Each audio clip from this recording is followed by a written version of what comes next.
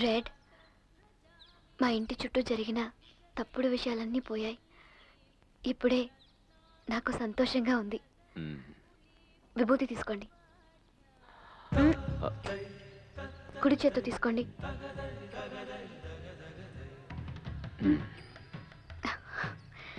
5 వేళ్లకు నిమ్మకాయలు పెట్టుకున్నారా?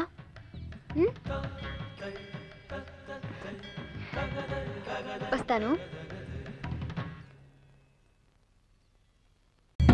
ఇదిగో ప్రసాదం తీసుకోండి అమ్మా. ప్రసాదమా?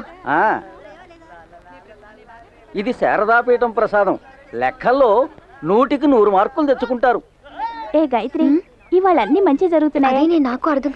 సిద్ధి బుద్ధి వినాయకునికి పాలు తాగే అలవాటు లేదు. కాఫీ తాగి రాస్తే 100కి 100. దీర్ఘాయుష్మాన్ భవ. ఇప్పుడు అర్థమైందే, నువ్వు బాగా చదవాలని రెడ్ ఆశపడుతున్నట్టున్నాడు. ఏంటి అర్థమైంది నీకు? నోరు మూసుకో. ఇదంతా మీ పనేనా?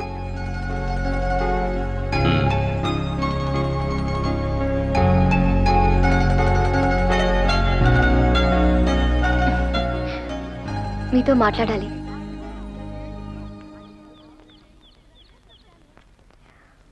మిమ్మల్ని నేను అర్థం చేసుకోలేకపోతున్నాను.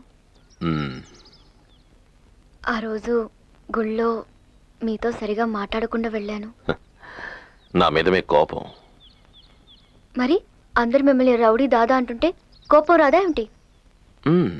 పేపర్ చూస్తే చాలు, రౌడీల్ని షూట్ చేశారు, జైల్లో పడేశారు, ఇలాంటి వార్తలు వస్తున్నాయి.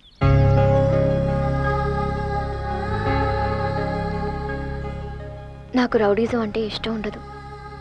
మీకేదైనా జరిగితే నేను భరించలేను. మీరు మంచివారిగా ఉండాలి, అంతే.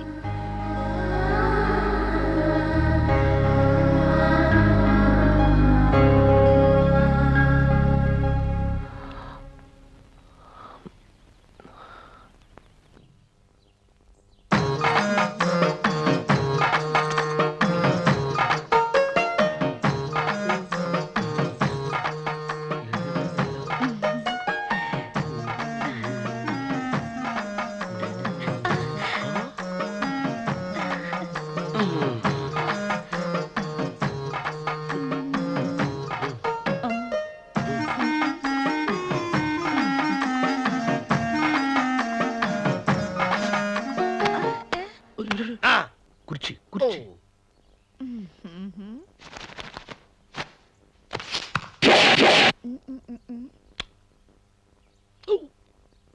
అరుకు వస్తున్నానమ్మాయి గారు.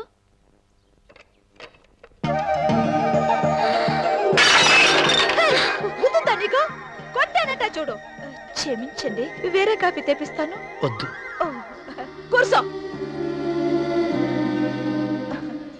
ఏంటా ఈ అమ్మాయి చూస్తే నోరూరుతుంది.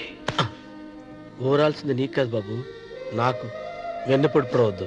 ఒరే, చాలా ఎక్కువగా మాట్లాడుతున్నా. నాకు నోరూరుతుంది. కుర్చీలో కూర్చుంది. ఆ పిల్లని చూసి కాదు, కింద కూర్చుంది పని పిల్ల. దాన్ని చూసి.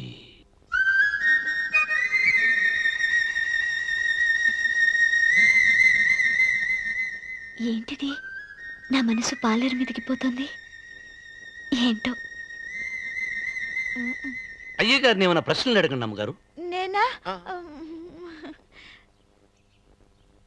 పొద్దున్నే టిఫిన్ ఏం తీసుకుంటారు అని అమ్మగారు అడగమంటున్నారు. టిఫినియా? టిఫిన్ ఎవడు పెడతాడు మొక్క? పొద్దునే సర్దుకుడు లాగించేస్తాం. ఏంటి అలా అరిచారు? చచ్చిపోయిన మా అమ్మ నాన్న గుర్తొచ్చినప్పుడు అని అలుస్తా.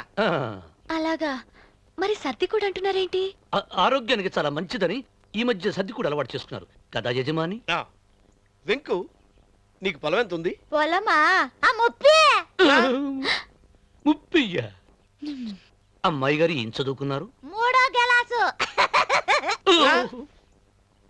3rd standard. కలాస. అమ్మాయి గారు ఏంటి అలా మాట్లాడుతున్నారు? అది అచ్చ తెలుగు అంతరించిపోతుందని అలా మాట్లాడుతున్నాం. ఇంతకీ మా అమ్మగారు నచ్చిందా? నచ్చింది. ఒరే, నాకు ఈ పని పిల్ల నచ్చింది. నాకు 30 నచ్చింది. అయితే నువ్వు దాన్ని చూసుకో. ఇదిగో ఇక్కడే వేసుకుందామని తీసుకొచ్చావా? ఆ గదిలోకి వెళ్ళేసుకో. ఓ ఫంక్షన్కి వెళ్తున్నాను. ఏమిద్దాము అని వీడిని అడిగాను. చీరిద్దాం అన్నాడు. ఇది తీసుకెళ్ళి గాయత్రికి ఇవ్వు. నువ్వేవత్ కదా నేను ఇస్తే తను తీసుకోదు. నువ్వు తెచ్చానని చెప్పి ఇవ్వు. నీ తెచ్చానంటే అసలు నమ్మదే బాబు. వెళ్ళు. సరే.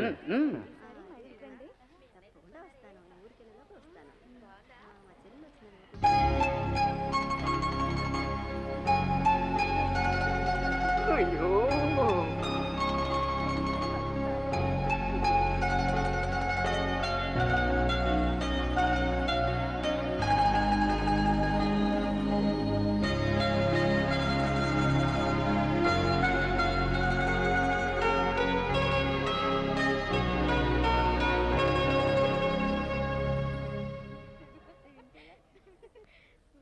ఆంటీ, ఉమ్, మీకు ఎంతమంది పిల్లలు?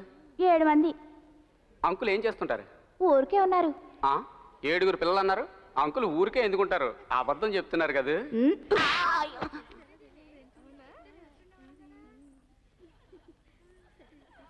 ఏమండి, ఆ అమ్మాయిని అందరిళ్లలోనూ చూశాను. చేతిలో వీణ పట్టుకుని కూర్చుంటుంది. ఎప్పుడు చూసినా దిగులుగానే ఉంటుంది. ఎందుకని? ఏ అమ్మాయి? అదిగో మధ్యలో ఉందే. తను మీరా. కృష్ణుడిని ప్రేమించింది. కృష్ణుడి కోసం ఎదురు చూస్తోంది. ప్రేమించిందా? హ్మ్, ఎన్నాళ్ళు? అది మరి జీవితాంతం. జీవితాంతమా? హ్మ్, ఎదురు చూడడంలో ఒక సుఖం ఉందని మీరాకు తెలిసి ఉంటుంది. అందుకే. కానీ అందులో ఓ దుఃఖం ఉంటుందని మాత్రం ఎవరికీ తెలియదు. అది వదిలేయండి. ప్రేమ కోసం ఎదురు చూడటం సుఖమా, లేక ఎదురు చూసేలా చేయడం సుఖమా? నిజమైన ప్రేమలో మాత్రం ఎదురు చూడటం, ఎదురు చూసేలా చేయటం రెండూ సుఖమే.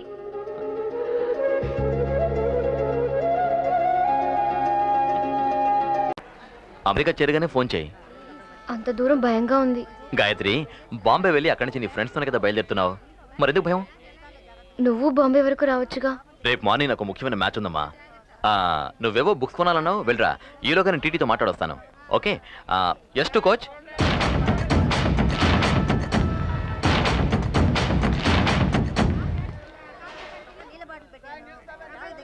స్వాతి వీక్లీ ఇవ్వండి ఒకటి.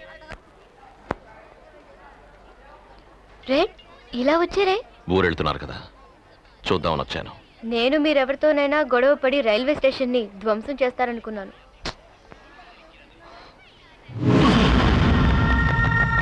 ఇలా మాట్లాడినందుకు కోపమా? నా ఫ్రెండ్స్ కూడా నాకు సెండ్ ఆఫ్ ఇవ్వడానికి రాలేదు, మీరు వచ్చారు. మీకు నా మీద ఓ చిన్న ఇష్టం, అవునా? అదేవిధంగా మీరంటే నాకు ఇష్టం. మీరు రౌడీజం అన్నీ వదిలేయి అందరూ మెచ్చుకునే విధంగా మారాలని నేను ఆశపడతాను. నేను రావడానికి ఓ సంవత్సరం అవుతుంది. నా మీద ప్రేమ ఉంటే అన్నీ తగ్గించుకోవాలి, కాదు అన్నీ వదిలేయాలి. ఓ సగటు మనిషిగా బతికి చూడండి, అందులో ఒక సుఖం ఉంది. మంచి మనిషిగా మారుతానని నాకు కొట్టేయండి.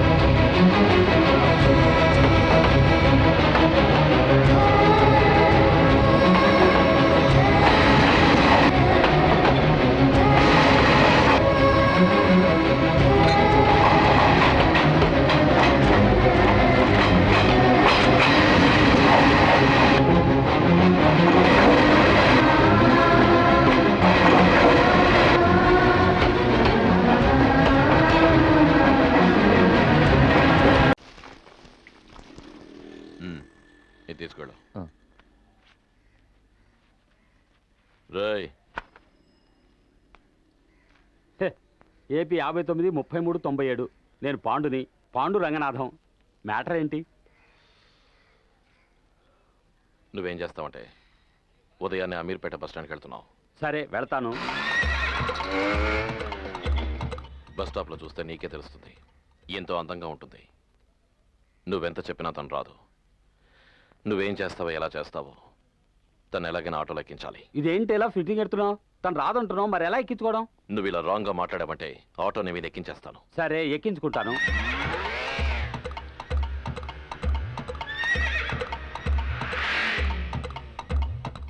ఆ బీచ్ దగ్గర ట్రాఫిక్ తక్కువగా ఉంటుంది.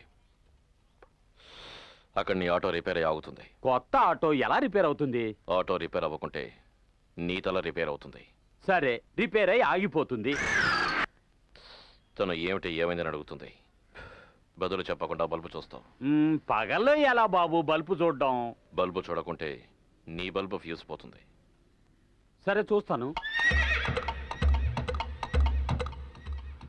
నేను వస్తాను. అయితే నేను వస్తాను. రేయ్, అక్కడికి నేను వస్తాను. ఓ అక్కడికి వస్తావా?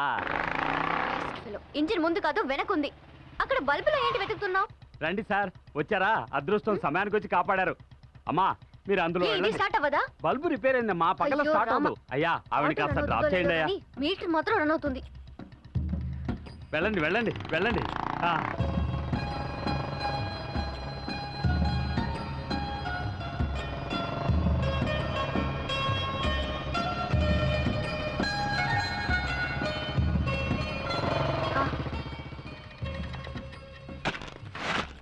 ఈ ఆటో వాళ్ళంతా ఎంతే, ఉదయాన్నే మూడొచ్చేస్తారు.